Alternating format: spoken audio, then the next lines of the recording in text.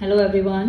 Here I am discussing important topics for accounting equation. ये other chapters में भी काम आ सकते हैं आगे सिलेबस में, बस ये बहुत इंपॉर्टेंट है, इन्हें ध्यान से समझना। अगर क्वेश्चन में सेल्स गिवन हो, क्या गिवन हो? सेल्स, और प्रॉफिट आपको कॉस्ट पे बोला हो, आपने हमेशा देखना है प्रॉफिट किस पे बोला है, ठीक है। अगर प्रॉफिट कॉस्ट पे बोला हो तो यानी कि कॉस्ट से सेल पर जाना है, forward action C to S। तो प्रॉफिट कैलकुलेट करने का फॉर्मूला क्या होगा? जो क्वेश्चन में गिवन है वो लिख लो। सेल्स गिवन है, sales into rate over 100 plus rate.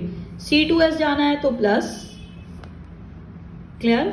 अगर क्वेश्चन में कॉस्ट गिवन हो और प्रॉफिट आपको सेल्स पे बोला हो तो रिवर्स हो गया ना एक्शन। आपको मैंने पहले ही बोला है, आपने देखना है प्रॉफिट किस पे गिवन है, प्रॉफिट सेल्स पे गिवन है, क्वेश्चन में कॉस्ट गिवन है। अब S to C हो गया, बैकवर्ड एक्शन, तो फॉर्मूला माइनस वाला लगेगा। कॉस्ट क्वेश्चन में गिवन है, प्रॉफिट का क्या फॉर्मूला हो गया? Cost into rate over 100 minus rate. Forward action में प्लस, बैकवर्ड एक्शन में माइनस, यानी कि C to S plus S to C minus. अगर क्वेश्चन में भी कॉस्ट है, प्रॉफिट में भी कॉस्ट है, फिर तो C to C कोई फॉर्मूला नहीं लगेगा, सिंपल कॉस्ट पे परसेंटेज लगा दो, रेट ओवर 100, तो आपका क्या आ जाएगा? प्रॉफिट। क्लियर? अगर क्वेश्चन में सेल्स है और प्रॉफिट भी सेल्स पे बोला, S to S, कोई फॉर्मूला अप्लाई करने की जरूरत नहीं, profit equal to sales into rate over 100, simplest हो गया। अगर रिवर्स होगा C to S या S to S तभी फॉर्मूला अप्लाई करना है। अगर C to C और S to S हो तो कोई फॉर्मूला नहीं लगता, सिंपल रेट ओवर 100 लगेगा। अब देखो थोड़ी सी एग्जांपल्स ली हैं आपको समझाने के लिए। जैसे कॉस्ट है 60,000 और प्रॉफिट बोला है 33.33% ऑन कॉस्ट, दोनों कॉस्ट है। C to C कोई फॉर्मूला अप्लाई नहीं होगा। याद रखना 33.33 को हम हमेशा 1/3 मान लेते हैं, ये 100 का 1/3 ही होता है। अब 1/3 से इजीली कर सकते हो, कैलकुलेशन इजी हो जाएगी। कॉस्ट इंटू रेट ओवर 100, 1/3 करो, 20,000 प्रॉफिट आ गया। अब कॉस्ट में प्रॉफिट ऐड करोगे तो क्या आ जाएगा आपके पास? Selling price. कॉस्ट में प्रॉफिट ऐड करोगे तो क्या आ जाएगा? Selling price. 60 plus 20 rupees 80,000। 20 का प्रॉफिट था, 60 की कॉस्ट थी, 20 ऐड करा, 80 का सेलिंग प्राइस हो गया। अब नेक्स्ट एग्जांपल देखो, गुड्स सोल्ड, यानी कि क्या गिवन है? Sales. Profit 25% on cost, cost पे गिवन है। C to S forward action, plus का formula 50,000 into rate over 100 plus rate, डेट ये परसेंटेज में 25 और 100 प्लस 25 1/5 कर दो, 10,000 आपका प्रॉफिट आ गया।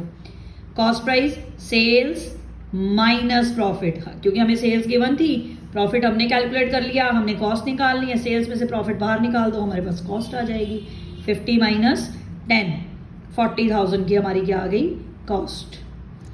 नेक्स्ट, गुड्स कॉस्टिंग रुपीज 20,000, क्या गिवन है? Cost. Sold at a profit of 25% on sale. अब सेल से कॉस्ट पर जाना, backward action, S to C minus का formula, 20,000 into rate over 100 minus rate, rate क्या है हमारा? 20%, 5,000 आ गया आपका प्रॉफिट। अब कॉस्ट हमें 20 थी, प्रॉफिट हमारा 5,000, टोटल क्या हो गया? 25। क्या हो गया? 25। क्लियर? क्लियर हो गया? अब नेक्स्ट देखो, कॉस्ट है 40, sold at loss, by chance यहाँ पे प्रॉफिट की जगह लॉस आ गया, 25% ऑन कॉस्ट है, दोनों कॉस्ट ही कॉस्ट, फॉर्मूला कोई अप्लाई नहीं होना क्योंकि C to C है। सिंपल लॉस कैसे निकालोगे? कॉस्ट इंटू रेट ओवर 100, 25/100 14, 10,000 आपका लॉस आ गया।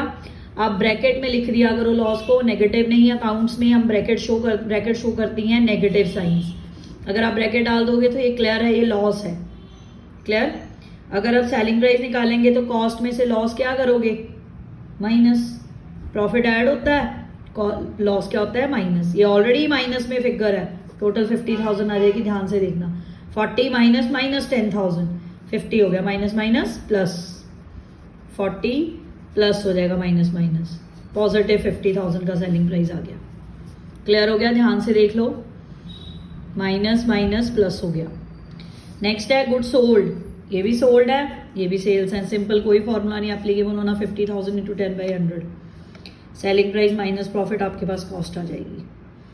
अच्छा, अगर बाय चांस ये फ्रैक्शंस में गिवन हो 1/4, 1/5, आप इसको परसेंटेज में कन्वर्ट कर लिया करो। 1/4 का क्या मतलब हो गया? 25%।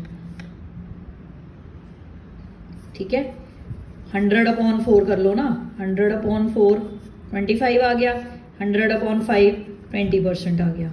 ये 1/5 है, ये 1/4 है। परसेंटेज में कन्वर्ट कर लिया करो रेट को अगर फ्रैक्शंस में दिए हो। 1/3 तो आप समझते ही हो, 33.33। ठीक है, clear? Thank you very much.